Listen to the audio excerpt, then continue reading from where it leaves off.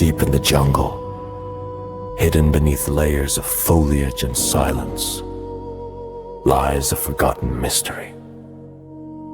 In that remote and unforgiving corner, the dreams of those who once achieved the impossible faded among vines in the relentless passage of time.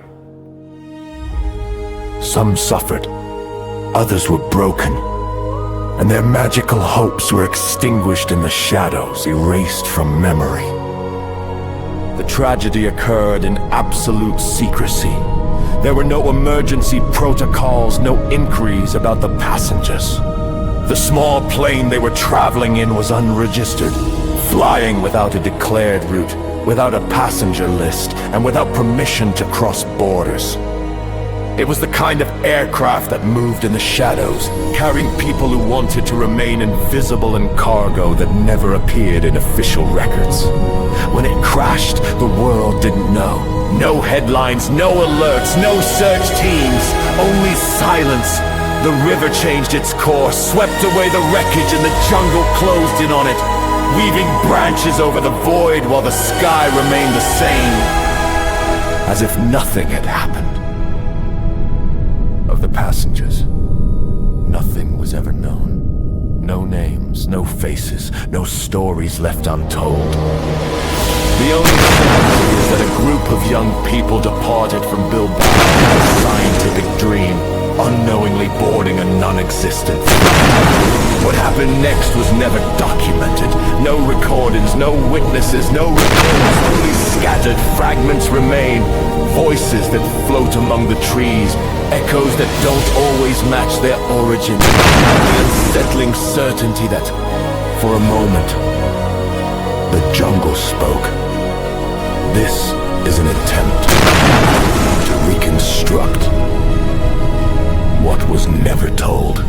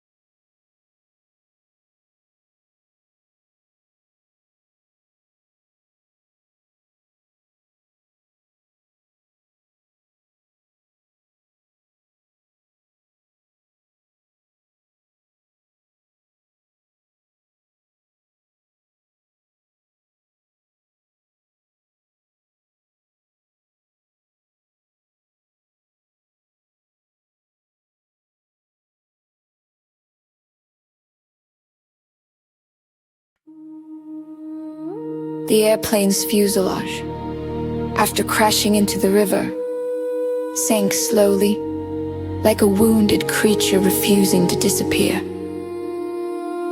The impact had torn open the metal, and the turbulent water forced its way through the shattered windows, flooding the interior with a muffled roar. Amid that liquid chaos, Norte managed to push her way through, guided only by instinct, while she saw her companions trapped between twisted seats and pieces of luggage drifting like shadows. The cold water bit into her skin, but she kept moving, searching for an exit before the aircraft became completely submerged. When she finally broke the surface, a sky ripped open by lightning greeted her, and the rain, growing heavier by the second, hammered the river with an almost animal fury. The storm, unleashed without warning, dragged stones, branches, and mud from the nearby slopes, turning the river into a dark, churning torrent.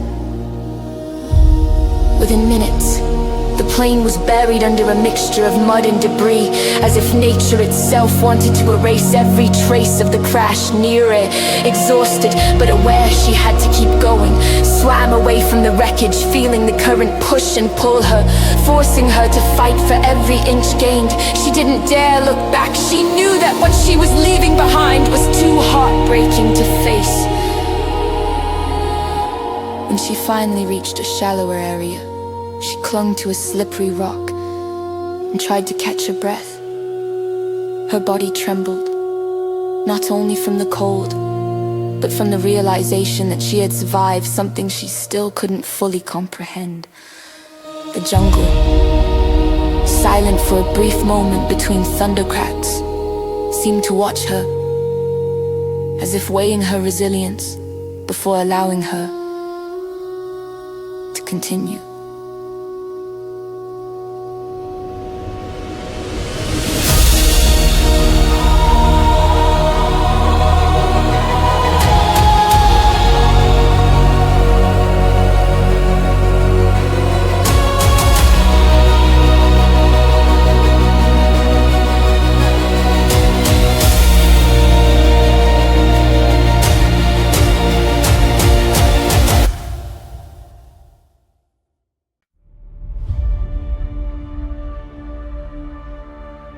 When the fog finally lifted and Neri realized, with a lump in her throat, that no one on the plane was showing any signs of life.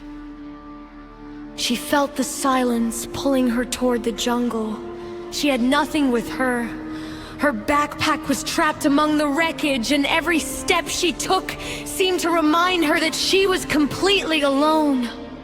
Then, a cry shattered the stillness. It wasn't a sound from the forest, it was human, desperate. Neria stopped, dead in her tracks. She looked around, but the voice faded as if the afternoon were swallowing it whole. The whisper of the wind grew fainter, more fragile, as if the world were holding its breath. She found him a few meters ahead. A young man, Iker, lay face down, suspended by his feet, as if the jungle had caught him in an ancient trap. His body hung unnaturally and his choked, trembling sobs echoed like a lost sound in that place without witnesses. It seemed only she could hear him.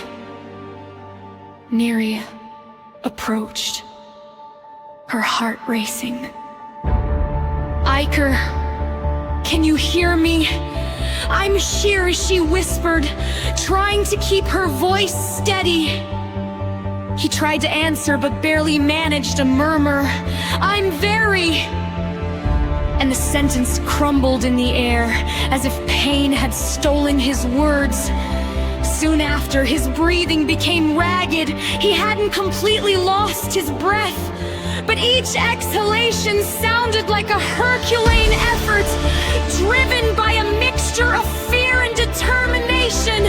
Neria climbed the tree with extreme care. When she reached the top, she saw that her friend's hands were bleeding, clinging to the bark as if that minimal resistance had kept him alive. With trembling fingers, she unwound his trapped legs. Iker's body fell violently from about 3 meters, hitting the ground with a sharp thud that chilled her blood. Neria stifled a scream and climbed down immediately. When she reached him, she knelt, trembling. Iker was still breathing, weak but alive. And in the middle of that vast jungle, that small movement of his chest was enough for Neria to feel that they weren't lost yet.